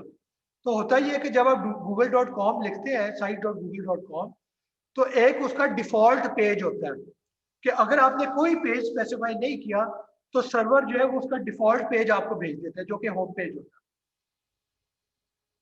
ठीक है, और उसके बाद अगर किसी नॉन डिफॉल्ट पेज को आपने एक्सेस करना है तो वो फिर आपको पूरे का पूरा यूआरएल देना पड़ता है, पूरे का पूरा पाथ देना पड़ता है। ये पाथ नहीं देंगे तो वो सर्वर नहीं बता सकेगा कौन सा पेज है। आपको जवाब मिल गया या आपने और स्पेसिफिक होना है? सर अगर हमने यहीं से अगर जीमेल ओपन करना हो, जैसे सर उमर साहब पेज नहीं ओपन करते, वो यहीं से सब कुछ वो ओपन करते हैं, सर वो कैसे करते हैं ऊपर? यार मैं आपका सवाल नहीं समझा। सर जैसे उमर साहब वो पेज न्यू नहीं ओपन करते, वो ये इधर से वो HTTPS से वो सब कुछ सर्च करते हैं, तो वो सर कैसे करते हैं? देखिए, ये काम हो रहा होता है, समझ आ गई है? और जब आप किसी चीज पे क्लिक करते हैं या आप टेक्स्ट बॉक्स के अंदर कोई चीज डाल के एंटर दबाते हैं, फॉर एग्जांपल गूगल सर्च में आप क्रिकेट मैच लिख के एंटर दबा देते हैं, तो अब क्या होगा? ये जो चीज है यूआरएल, ये आपकी जनरेट हो रही है। अगर आपको नजर नहीं आ रहा तो उसका ये मतलब नहीं है कि वो एग्जिस्ट ही नहीं करती, वो एग्जिस्ट करती है, और वो ऑटोमेटिकली फिर आपका ब्राउजर या आपका सर्वर है वो मैनेज करता है। या तो आप खुद पूरे का पूरा स्पेसिफाई करेंगे या आप जो एप्लीकेशन इस्तेमाल कर रहे हैं वो ऑटोमेटिकली ये चीज जनरेट करती है। पर होता यही है, अगर आपने किसी वेब पेज को एक्सेस करना है तो उसके लिए आपको यूआरएल चाहिए, या वो यूआरएल आप खुद स्पेसिफाई करते हैं या आप जो एप्लीकेशन इस्तेमाल कर रहे हैं वो ये यूआरएल जनरेट कर लेती है। ठीक है, क्लियर है? Yes sir. Alright, moving on. ठीक है, अब अगली चीज है कि वेब पेज बनता कैसे है। तो वेब पेज बनाने के लिए आपको जो लैंग्वेज इस्तेमाल करते हैं that is HTML, hyper text markup language. ठीक है, इस लैंग्वेज को इस्तेमाल करते हुए आप वेब पेज बनाते हैं। अगला पॉइंट है कि ये मार्कअप लैंग्वेज है। मार्कअप लैंग्वेज का मतलब क्या होता है कि आप इस लैंग्वेज के अंदर टैग डालते हैं जिससे आप ब्राउजर को बताते हैं कि फॉर्मेट क्या होगा, कि ये बोल्ड होगा, कलर्ड होगा, इटैलिक्स होगा, टेक्स्ट बड़ा करना है, छोटा करना है, यहाँ पे तस्वीर आएगी, यहाँ पे लिंक आएगा, तो सारे टैग्स के थ्रू आप बताते हैं। और दूसरी बात मार्कअप लैंग्वेज की क्या होती है कि मार्कअप लैंग्वेज है विच मीन्स के इसमें जो नॉर्मल प्रोग्रामिंग लैंग्वेज है वो वाले फीचर नहीं होती। यानी मार्कअप लैंग्वेज में आपके अरेज नहीं होंगे, आपके लूप्स नहीं होंगे, आपकी एक फेल्स कंडीशन नहीं होगी। मार्कअप लैंग्वेज में सिर्फ क्या होता है कि आपने टेक्स्ट लिखे है, इमेजेस डाले हैं और आपने टैग्स के थ्रू बताया है कि इसकी फॉर्मेटिंग कैसे करनी है, बस। वीडियो इंसर्ट की है, कोई और ऑब्जेक्ट की है, तो टैग्स के थ्रू आप बताते हैं कि इसकी फॉर्मेटिंग क्या हो, बस। कोई लूप्स वगैरह या अरेज या इफ एल्स कंडीशन आप इस्तेमाल नहीं करते। ठीक है, आगे आ जाए।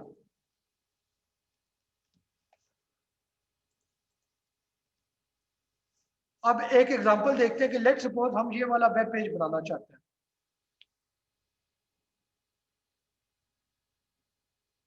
ठीक है, ये वेब पेज बनाना है। यहाँ पे आपको नजर आ रहा है कि शुरू में एक इमेज है, उसके बाद दो लाइनें हैं, लाइनों के बीच में टेक्स्ट है, उस टेक्स्ट के नीचे कोई और ज्यादा टेक्स्ट है, उस टेक्स्ट के अंदर लिंक्स भी आ रहे हैं, ये लिंक है, ये लिंक है, कहीं पे टेक्स्ट बोल्ड और इटैलिक्स है, कहीं पे टेक्स्ट सिर्फ बोल्ड है, कहीं पे टेक्स्ट नॉर्मल है। ठीक है, तो सारी चीजें आप, कहीं पे बुलेट्स हैं, ये बुलेट्स भी आ रही है। ठीक है, तो ये सारी चीजें ये कैसे आप बना सकते हैं पेज अगर आपने बनाना हो। तो ये पेज बनाने का तरीका क्या होता है, एक सिंपल कोड देखते हैं।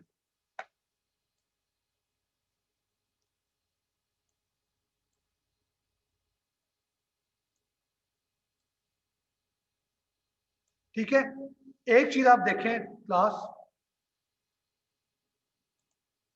कि कोई भी आपने वेब पेज बनाना है तो सबसे शुरू में एंगुलर ब्रैकेट्स के अंदर आप HTML लिखेंगे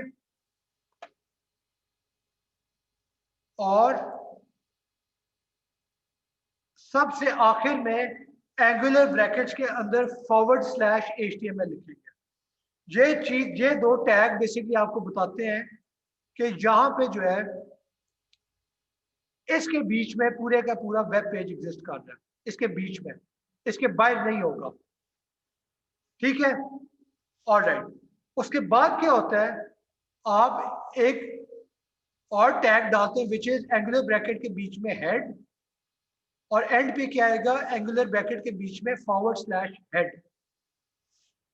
ये दो टैग क्या बताते हैं कि इसके बीच में जो भी इंफॉर्मेशन है वो इंफॉर्मेशन बेसिकली आपके वेबसाइट का हेडर है। हेडर का मतलब है वेबसाइट रिलेटेड कुछ इंफॉर्मेशन जो कि अहम है, sorry web page related information. ठीक है, इसका एक एग्जांपल ले लें, टाइटल, कि अगर हेड के बीच में आपने टाइटल के टैग के बीच में स्टूडेंट डायनामिक्स लिखा है, यानी टाइटल और /टाइटल और उसके बीच में आपने स्टूडेंट डायनामिक्स लिखा है, तो ये बेसिकली क्या बता रहा है, ये बता रहा है कि जो वेब पेज बनेगा उस वेब पेज में यहां पे स्टूडेंट डायनामिक्स लिख देना। ठीक है, ये पॉइंट क्लियर हुआ है। Yes sir. और ये चीज जो है ये आप देख सकते हैं कि ये हेड के बीच में होना लाजमी है। अगर टाइटल का टैग बॉडी के अंदर होता, अगर ये टाइटल का टैग बॉडी के अंदर डाला होता, हेड में ना होता, तो फिर वो चीज जो है आपको यहां पे नजर ना आती। यहां पे नजर आने के लिए लाजमी है कि आप हेड के बीच में टाइटल का टैग डालें। ठीक है, आगे चलते हैं। तो ये हेड हो गया। ये बाय द वे मैंने सिर्फ एक एग्जांपल दिया है टाइटल का, इसके अलावा और भी टैग्स होते हैं जो कि हेड में आ सकते हैं, वो आप बाद में देख सकते हैं। ठीक है, ओके। फिर हेड के बाद क्या होता है, आपने हेड ओपन किया, हेड क्लोज किया, उसके बीच में इंफॉर्मेशन दी। फिर क्या आता है, बॉडी, और बॉडी के बाद शुरू में बॉडी और एंड पे /बॉडी। ये बेसिकली बता रहे हैं कि वेब पेज का जो पूरे का पूरा मवाद है मेन, वो इन दो टैग के बीच में आना चाहिए। यानी ये सारी चीज जो है, ये सारी चीज जो है, ये सारे का सारा आपका बॉडी में आएगा। ये हेड में नहीं होगा, ये बॉडी से बाहर भी नहीं होगा, ये बॉडी के बीच में होगा। ठीक है, ऑलराइट। अब देखते हैं वन बाय वन की कोड कर क्या रहा है। सबसे पहले आप देख रहे हैं सेंटर है,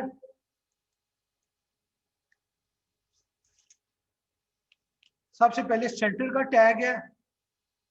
क्लास एक बात याद रखें, ज्यादातर जो टैग्स होते हैं उन्हें क्लोज करना लाजमी है। ठीक है, यानी सेंटर का टैग है तो उसे क्लोज करना लाजमी है। क्लोज कैसे करते हैं, /सेंटर लिख के। ठीक है, तो ये आपका सेंटर का ओपन और सेंटर क्लोज हो गया। अब इसके बीच में जो आपने चीज डाली है वो एक और टैग है, और वो टैग क्या है, इमेज IMG, और साथ आपने सोर्स स्पेसिफाई कर दिया। तो ये पहली लाइन जो है ये बेसिकली क्या बता रही है, पहली लाइन बता रही है कि एक इमेज इंसर्ट करो। इमेज की सोर्स क्या है, studynamics.gif, यानी आपका वेब पेज, होम पेज, आपका पेज जो है जिस फोल्डर के अंदर पड़ा हुआ है उस फोल्डर के अंदर ही एक और फाइल है जिसका नाम studynamics.gif है। ठीक है, और याद रखें अगर उस फोल्डर के अंदर नहीं है ये फाइल, तो फिर आपको पूरे का पूरा पाथ यहाँ पे स्पेसिफाई करना पड़ेगा कि कौन सा फोल्डर है, उसके अंदर कौन सा फोल्डर है, उसके अंदर studynamics.gif है। ठीक है, तो अगर आपने पूरा पाथ स्पेसिफाई नहीं किया तो इसका मतलब है कि आपका करंट पेज, वेब पेज जिस भी फोल्डर में है, ये इमेज भी उसी फोल्डर के अंदर पड़ा होगा। ठीक है, तो ये आपका एक टैग हो गया इमेज का। और इमेज के टैग को आपको नजर आ रहा है कि हमने क्लोज नहीं किया, क्यों, क्योंकि इसमें क्लोज वाली बात नहीं है, एक इमेज है वो आपने इंसर्ट किया। सेंटर वाला टैग क्या करता है, सेंटर वाला टैग करता है कि ओपनिंग और क्लोजिंग टैग के बीच में जो भी चीजें हैं उन सारों को सेंटर कर दो, यानी पेज के बीच में ले आओ। अगर ये सेंटर ना होता तो ये इमेज जो बनना था ये यहां से बनना शुरू होता। ठीक है, पर क्योंकि हमने सेंटर किया है तो इसलिए ये इमेज जो है ये सेंटर में बिल्कुल फिट आया। ठीक है, एक्सक्यूज मी सर। हाँ जी। सर हम पिक्सल भी तो असाइन करते हैं कि इतने पिक्सल होने चाहिए और ये होना चाहिए। वो मैंने इस एग्जांपल में नहीं किया, पर जैसा आप कर सकते हैं, वो मैं बहुत ज्यादा डिटेल में नहीं किया, अगर किसी को आता है तो वो कर सकते हैं। वो आप साइज, क्लास आप इमेज में साइज भी स्पेसिफाई कर सकते हैं कि हमने इमेज का साइज कितना रखना है, ठीक है। पर मेरा मकसद है वो पूरे के पूरे HTML कराना नहीं है, मेरा मकसद यहाँ पे एक इंट्रोडक्शन देना है, तो इसलिए जो मुश्किल कॉन्सेप्ट है वो मैंने इग्नोर कर दिया फॉर द टाइम भी, ठीक है। क्लियर है यार आपको? ऑलराइट, ठीक है। तो सेंटर टैग के बीच में आपके मल्टीपल चीजें हो सकती हैं, यानी मल्टीपल इमेजेस हो सकते थे जिन्हें आपने सेंटर करना था, जब इमेज के साथ टेक्स्ट होता है जिसे आपने सेंटर करना था। इसलिए सेंटर टैग के साथ क्लोजिंग टैग लाजमी है, ताकि आप स्पेसिफाई कर सकें कि कहां से कहां तक हमने चीज को सेंटर करना है, ठीक है। ऑलराइट, अगली लाइन पे आ जाए, तो अगली लाइन पे क्या आ रहा है? HR बेसिकली क्या है, यहाँ पे आपको नजर आ रहा है। HR का मतलब है कि आपने एक न्यू लाइन,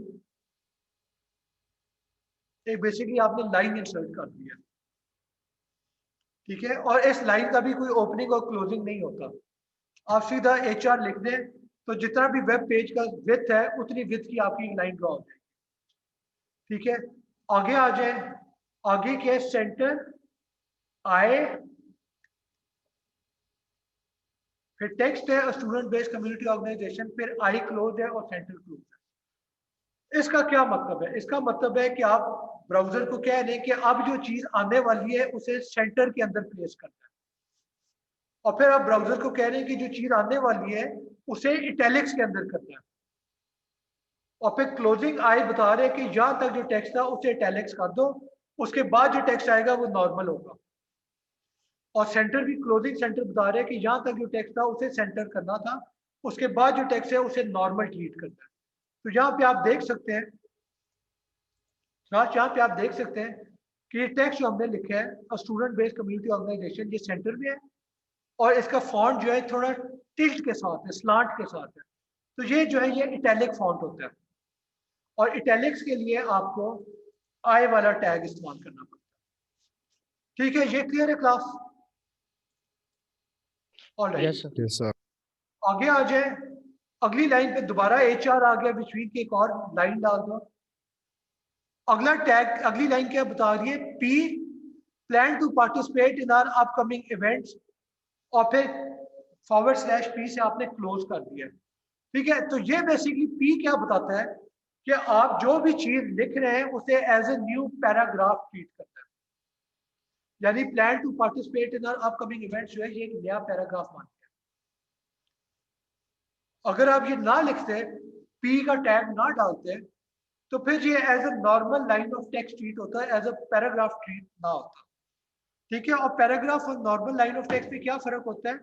इन सम केसेस कुछ फर्क नहीं होता, इन अदर केसेस क्या होता है कि अगर पैराग्राफ है ना, तो वो या तो थोड़ा सा आगे से शुरू होगा, या उसके पहले थोड़ी सी स्पेस, उसके जो पहले वाली लाइन है उसमें थोड़ी सी स्पेस छोड़ दी जाती है एक्स्ट्रा। नॉर्मल लाइन में वो एक्स्ट्रा स्पेस नहीं होती, पैराग्राफ में वो एक्स्ट्रा स्पेस होती है, ठीक है। ये पॉइंट क्लियर है? तो ये पैराग्राफ है, ये एक्स्ट्रा बेसिक फॉर्मेटिंग है। उसके बाद क्या आ रहा है? यूएल का क्या मतलब है? यूएल ओपन और यूएल क्लोज, यानी यूएल और /यूएल। इसका मतलब है कि इसके बीच में जो भी चीज आएगी वो एक अननंबर्ड लिस्ट है, यानी बुलेट्स। एक होती है नंबर्ड लिस्ट, ऑर्डर्ड लिस्ट होती है OL, एक होती है अनऑर्डर्ड UL। अनऑर्डर्ड का क्या मतलब है कि आपकी बुलेट्स की जगह पे नुक्ते आएंगे, 1 2 3 या ABC लिखा हुआ नहीं आएगा, ठीक है। और पता कैसे लगेगा कि कौन सी बुलेट है, नई बुलेट कब शुरू हो रही है? तो वो क्लास होते हैं कि आपने जिस टेक्स्ट को बुलेट बनाना है, आप उसे LI यानी लिस्ट आइटम और /LI यानी /लिस्ट आइटम क्लोज, इसके बीच में आप टेक्स्ट डाल देते हैं। तो आपको नजर आ रहा है कि विजिट चिल्ड्रन हॉस्पिटल जो है वो एक बुलेट है, help clean renovated school grounds ये दूसरी बुलेट है, कंटिन्यू द आगे जो भी है वो एक तीसरी बुलेट है, और यूएल खत्म हो गया है। इसका मतलब है कि इसके आगे जो टेक्स्ट है वो अब बुलेट्स नहीं है, ठीक है। ये पॉइंट क्लियर हुआ है? Yes sir. ऑलराइट, तो अब यहाँ पे एक और चीज आ जाती है कि कंटिन्यू, जो तीसरी बुलेट थी वहां पे आया ahref is equal to outreach.html और यहाँ पे /a यानी इस टैग को क्लोज किया। इस चीज का क्या मतलब है? इस चीज का मतलब ये है कि इस टैग और इस टैग के बीच में जो टेक्स्ट आया है यानी K12 आउटरीच प्रोग्राम, इसको एक लिंक बना दो और इस पे क्लिक करेंगे तो कौन सा पेज खुलेगा? outreach.html। और मैं फिर कह दूं कि ये outreach.html फाइल जो है ये इसी वेबसाइट का जो यही वेब पेज जो है इसका जो फोल्डर है उसके अंदर पड़ा हुआ है। अगर किसी और फोल्डर के अंदर पड़ा होता तो आपको outreach.html के साथ साथ पूरा का पूरा पाथ स्पेसिफाई करना पड़ता ताकि करेक्ट फोल्डर में जाके outreach.html को खोल सके। पर यहाँ पे सारे फाइलें, सारे ऑब्जेक्ट, सारे इमेज एक ही फोल्डर में पड़े हुए हैं, तो इसलिए आप सिर्फ फाइल का नाम देते हैं, आप पूरा का पूरा पाथ नहीं देते। ठीक है, तो ये जो है एक लिंक बनाने का तरीका है। और इस टैग के बाय जो है वो एक, और बाय द वे लिंक जो है सिर्फ टेक्स्ट का लिंक होना लाजमी नहीं है। आप टेक्स्ट की बजाय अगर इमेज डाल देते हैं, यानी ये वाला इमेज जो था, ये इमेज क्या है? updated.gif। इस लाइन को अगर आप K12 आउटरीच प्रोग्राम की बजाय लिख देते तो फिर ये पूरे का पूरा इमेज जो था ये लिंक बन जाता। पर क्योंकि ये इमेज लिंक वो ahref टैग के बाहर है तो इसलिए ये इमेज जो है ये लिंक नहीं बन रहा, सिर्फ ये टेक्स्ट है ये लिंक बन रहा है। ठीक है, any question class up till now? तो ये स्लैश ये है, इसका क्या मतलब है? इमेजेस आर सी अपडेटेड के साथ ये, किसका क्या मतलब है? तो ये स्लैश ए जो लिखा हुआ है, स्लैश ए का क्या मतलब है? क्लास ये टैग था स्लैश, ये फॉरवर्ड ए का स्लैश था। ओहो, ये जो है ये ए का टैग था और href जो है वो उस टैग को अगर कोई इंफॉर्मेशन चाहिए तो वो थी। पर टैग कौन सा है? ए है, ये इंफॉर्मेशन है, टैग ए है। तो जब आप टैग बनाते हैं तो फिर उस टैग को क्लोज भी करना होता है ताकि पता लग जाए ब्राउजर को कि कहां से कहां तक टेक्स्ट है जिसे आपने as a URL as a link treat करना है। अगर ये आप /a नहीं डालेंगे तो ब्राउजर को कैसे पता लगेगा कि टैग खत्म हो गया? तो वो तो फिर इस पूरे को भी लिंक ही बना देगा। तो जब आप /a डालते हैं तो आप बेसिकली ब्राउजर को कह रहे हैं कि यहाँ से लेके जहां तक जो भी टेक्स्ट है उसको लिंक करना है, इसके बाहर वाले को लिंक नहीं करना। क्लियर है? समझ आ गई है? Yes sir. ऑलराइट, तो ये टैग को क्लोज कर रहे हैं बेसिकली। और टैग में फिर कह दूं, यहाँ पे टैग क्या था? सेंटर। ये टैग क्या था? आई। ये टैग क्या है? टैग इमेज है। ये जो है फर्दर इंफॉर्मेशन है, टैग सोर्स नहीं है, टैग इमेज है और उस इमेज को जो इंफॉर्मेशन चाहिए वो सोर्स है। इसे आप वेरिएबल समझ लें, इमेज का वेरिएबल समझ लें। सिमिलरली ए टैग है और href जो है उस टैग का वेरिएबल है जिसमें आप स्पेसिफाई करते हैं कि क्या वेब किस लिंक को ओपन करना है। ऑलराइट, आगे चले। ठीक है, आगे अब क्या हो रहा है? PBI, इसका मतलब है कि पैराग्राफ है और पैराग्राफ के अंदर ये वाला जो टेक्स्ट है, पैराग्राफ कहां से कहां तक है? पैराग्राफ जो है यहां से लेके यहां तक ये सारे का सारा पैराग्राफ है। ठीक है, क्योंकि ओपनिंग P इधर है और क्लोजिंग P इधर है। पर बोल्ड और इटैलिक्स कहां से कहां तक है? तो वो सिर्फ और सिर्फ यहां से यहां तक है, यानी you should be in bold जो है बोल्ड भी होगा और इटैलिक भी होगा। पे help our active energetic team make a difference in the life of people, ये जो है नॉर्मल टेक्स्ट है पैराग्राफ वाला। फिर आर नॉर्मल टेक्स्ट, फिर एग्जेक्टिव बोर्ड है। एग्जेक्टिव बोर्ड क्या है? एक लिंक है और लिंक किस चीज को कर रहा है? Exact board dot HTML. और इसके बाद वाला जो टेक्स्ट है is always willing to answer any question जो है वो भी नॉर्मल टेक्स्ट है आपका। आगे आ जाए,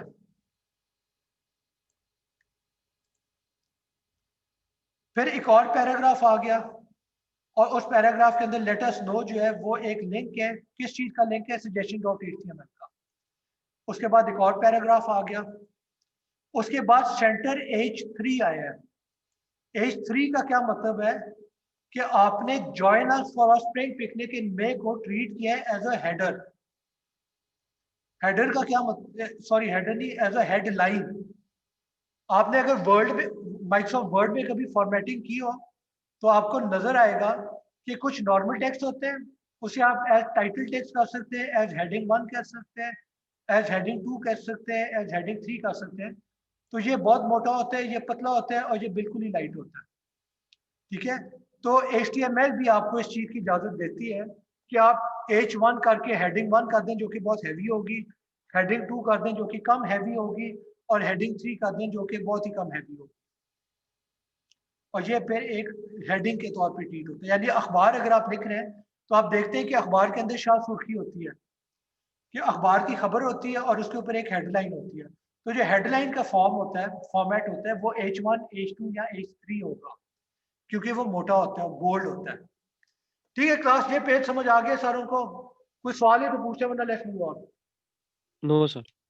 ठीक है, और ये चीज आपने याद रखनी है कि जो ओपन करने वाले टैग होते हैं उन्हें अगर क्लोज करना है तो फिर क्लोज करना है, HTML को क्लोज करना है आपने। हेड टैग है उसे आपने क्लोज करना है, बॉडी टैग है उसे क्लोज करना है। और एक जो आप लोग गलती कर सकते हैं वो क्या होगा कि हेड आपने ओपन किया, फिर क्लोज करने से पहले आपने बॉडी ओपन कर दिया, फिर बॉडी के अंदर आपने हेड को क्लोज कर दिया, फिर आपने बॉडी को क्लोज कर दिया। ऐसे नहीं करना।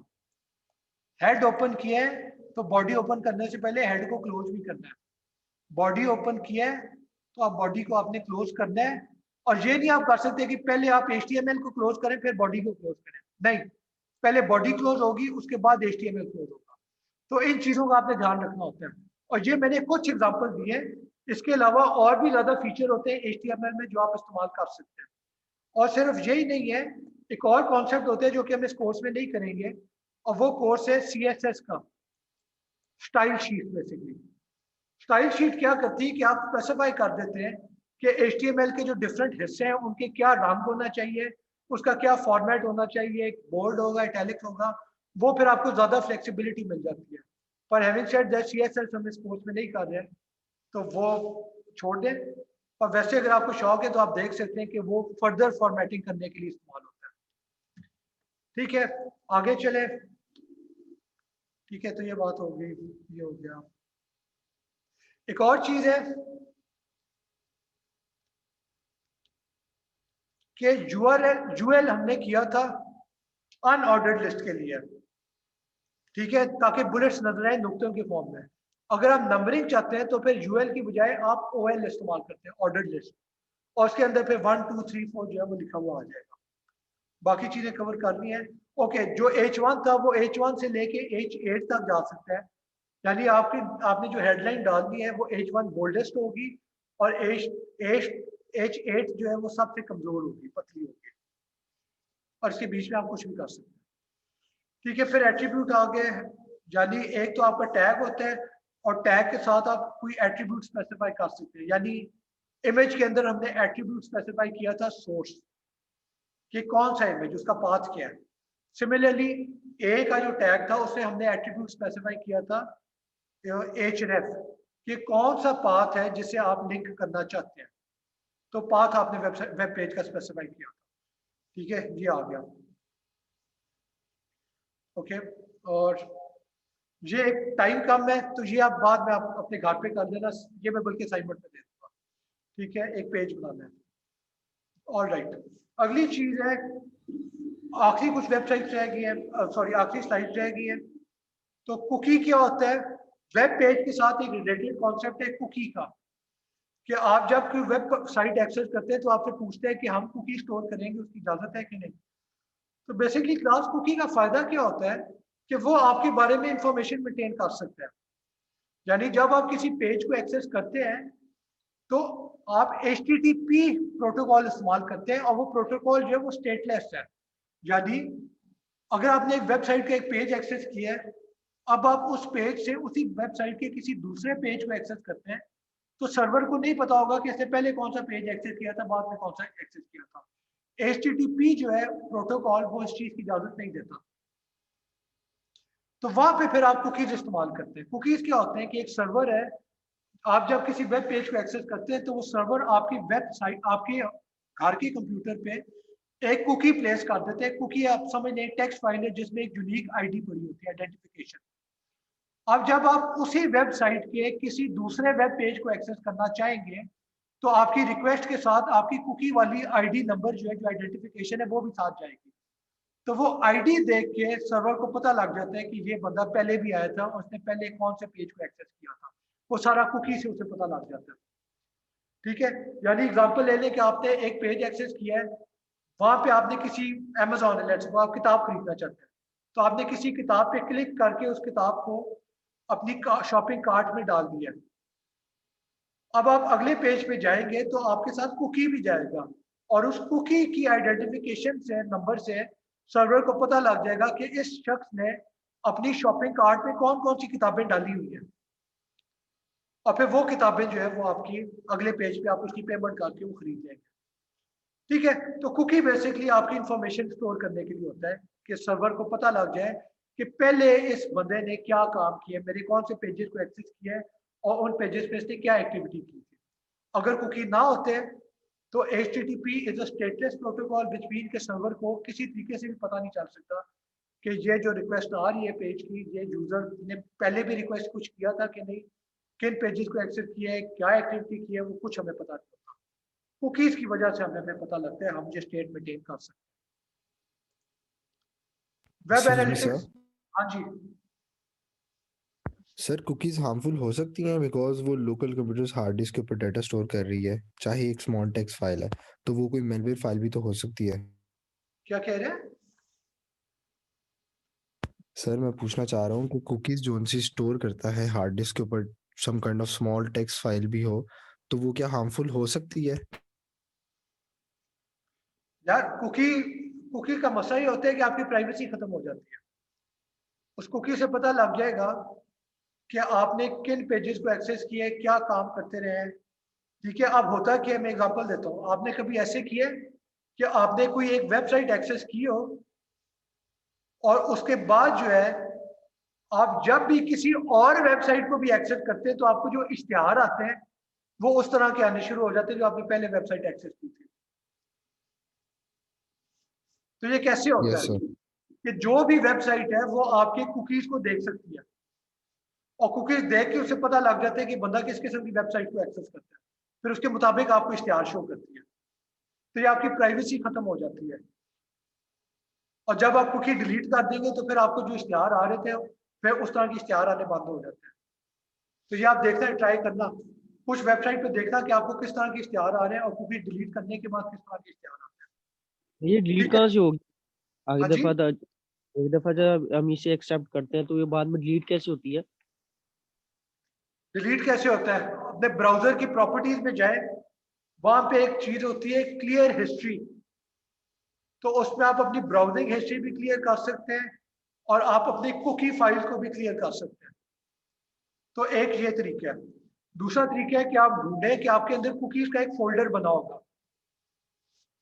ठीक है, आपका जो फोल्डर में जाए वहां पे सर्च करें कुकी, तो वो जो फोल्डर होगा उसमें जितनी फाइलें उसे डिलीट करना है आपकी कुकीज डिलीट हो जाएगी। ये दो तरीके होते हैं, पर बेहतर होता है ब्राउजर के थ्रू क्लियर करें, क्योंकि ब्राउजर को पता होता है क्या चीज क्लियर करनी है, क्या चीज नहीं क्लियर करनी। हाँ जी, एनी अदर क्वेश्चन? सर वैसे कुछ वेबसाइट्स ऐसी होती हैं वो बहुत फोर्स करती हैं कि आप कुकीज को एक्सेप्ट करें। यस, उसके भी दो तरीके होते हैं। एक तरीका होता है कि आप कुकीज को फिर इंस्टॉल होने दें, आप वेबसाइट को कह दें ठीक है यस कर दो कुकीज। ठीक है, दूसरा तरीका क्या होता है, कुछ, अब मुझे उस ब्राउजर का नाम नहीं पता, वो ब्राउजर क्या करता है कि वो कुकीज एक्सेप्ट कर लेता है, पर रादर देन आपकी मशीन पे स्टोर करने के वो उसको जो है ना बस कोई रैंडम से तरीके से मैनेज कर देता है कि आपकी प्राइवेसी बची रहे। ठीक है, यानी कुकी को वो हाँ कर देगा पर कुकीज में जो इंफॉर्मेशन पड़ी होती है वो ऐसे नहीं स्टोर करने देगा। ठीक है, उस ब्राउजर का मुझे नाम भूल गया, पर वो आप गूगल सर्च कर लेना कि आपकी प्राइवेसी प्रिजर्व करने के लिए कौन सा ब्राउजर मशहूर है। मुझे नाम भूल गया पर वो एग्जिस्ट करते हैं। वो फिर कुकी वाला काम जो है वो खुद ही से कर देते हैं और आपकी प्राइवेसी बची रहती है, अपनी तरफ से कुकी बना देते हैं। ठीक है, all right, any other question? No sir. Alright, wrap up की तरफ चलते हैं। एक और कॉन्सेप्ट है वेब एनालिटिक्स का कि आप अगर कोई अपनी वेबसाइट बनाते हैं, फॉर एग्जांपल आप गूगल एनालिटिक्स इस्तेमाल कर सकते हैं। वो क्या करेगा, बेसिकली आप अपनी वेबसाइट के अंदर एक छोटा सा कोड एम्बेड कर देते हैं, कोड इंसर्ट कर देते हैं। वो कोड क्या करता है कि वो बेसिकली गूगल को बता देगा कि आपके जो यूजर हैं वो दुनिया के किस कोने से आ रहे हैं, कितनी देर उन्होंने टाइम लगाया इस वेबसाइट पे, कितना टाइम लगा, कौन कौन आया, किस मुल्क से आया, ठीक है, किस आपकी वेबसाइट पे किस किस पेज को एक्सेस किया, किस को एक्सेस नहीं किया। तो वेब एनालिटिक्स जो है ये सारी इंफॉर्मेशन आपको दे देता है। अब इस इंफॉर्मेशन का फायदा क्या है? इसका फायदा ये है कि आप बेहतर वेबसाइट डिजाइन कर सकते हैं। अगर आपको पता है कि सारे लोग पाकिस्तान से आ रहे हैं, तो आप किसी ऐसी चीज का इश्तिहार दे दें जो कि पाकिस्तान में होती नहीं है, अमेरिका में होती है, तो उस इश्तिहार का कोई फायदा है? कोई भी पाकिस्तानी उस इश्तिहार पे क्लिक करेगा? नहीं करेगा। अगर क्लिक नहीं करेगा तो फिर आपको पैसे नहीं मिलेंगे। तो अगर आपको पता है कि सारे लोग पाकिस्तान से आ रहे हैं तो फिर आप पाकिस्तानी इश्तिहार शो करेंगे। दूसरी बात यह कि अगर आपको पता है कि एक ऐसा वेब पेज है जिसे कोई भी एक्सेस नहीं कर रहा, तो फिर आप सोचेंगे क्यों नहीं एक्सेस कर रहे? क्यों वेब पेज बेकार है, मजे का नहीं है, या उस वेब पेज तक पहुंचने का लिंक ही नहीं आपने दिया हुआ? तो इस एनालिटिक्स से आपको पता लग जाता है कि क्या वजह है, फिर आप उसको आप फिक्स करते हैं। फिर जहाँ तो कंटेंट को ज्यादा इंटरेस्टिंग बनाएंगे उस पेज का, जहाँ पे मेक श्योर करेंगे कि उसे लिंक करने के लिए आपने लिंक प्रोवाइड किए हुए हैं। ठीक है, इस तरह की चीजें जो आपको पता लग जाती है तो आप बेहतर वेबसाइट बनाते हैं। बेहतर वेबसाइट होगी तो ज्यादा लोग आएंगे, ज्यादा लोग आएंगे तो आप इश्तिहारों से ज्यादा पैसे कमा सकेंगे। ठीक है, तो शरीफ ये जी, वेब एनालिटिक्स का फायदा है। हाँ जी, एनी क्वेश्चन? हम वीपीएन यूज कर रहे हों तो वेब सर्वर जो वेब पेज है उसको क्या इन्फॉर्मेशन जाती है कि हम मतलब उसी कंट्री में बैठे हैं या कोई और सर्वर वीपीएन यूज अगर करेंगे इस्तेमाल तो हो रहा है तो फिर वो हट जाता है ना। यानी वीपीएन जिस मुल्क में है, फिर वेब एनालिटिक्स को लगेगा कि रिक्वेस्ट उस मुल्क से आ रही है। तो सर वीपीएन तो या इसके टॉप ब्राउज़र एग्जांपल इस्तेमाल है करें मैंने तो सारा अपडेट हो मैं जाता जब वीपीएन यूज करता हूँ तो वो फिर एड्स ऑब्वियस सी बात है वो डिफरेंट आते हैं मतलब है। डिफरेंट सर्वर्स के आते यस, उसकी यही वजह है कि वो आपका मुल्क जो है उसे पाकिस्तान की बजाय कोई और मुल्क लगता है। ठीक है, हाँ जी, एनी अदर क्वेश्चन? और ये अच्छा पॉइंट था आपका बाय द वे, किसानों को क्लियर हो जाएगा कि वेब एनालिटिक्स जो है इसका फायदा तब तक ये है कि अगर सारे लोग अपना प्रॉपर तरीके से कनेक्ट करें। अगर कोई वीपीएन के थ्रू आ रहा है, टॉर के थ्रू आ रहा है, तो फिर ज्योग्राफिक लोकेशन वाली इंफॉर्मेशन जो है बेकार हो जाएगी। पर ठीक है, बाकी इंफॉर्मेशन तो फिर भी यूजफुल है ना, कि किस पेज पे आपने कितना टाइम लगाया है, ज्यादा टाइम कहाँ पे लगा रहे हैं, कम कहाँ पे लगा रहे हैं। ठीक है, तो वो चीजें तो फिर भी मैटर करती हैं। Alright, moving on. आखिरी पॉइंट है सर्च इंजन का।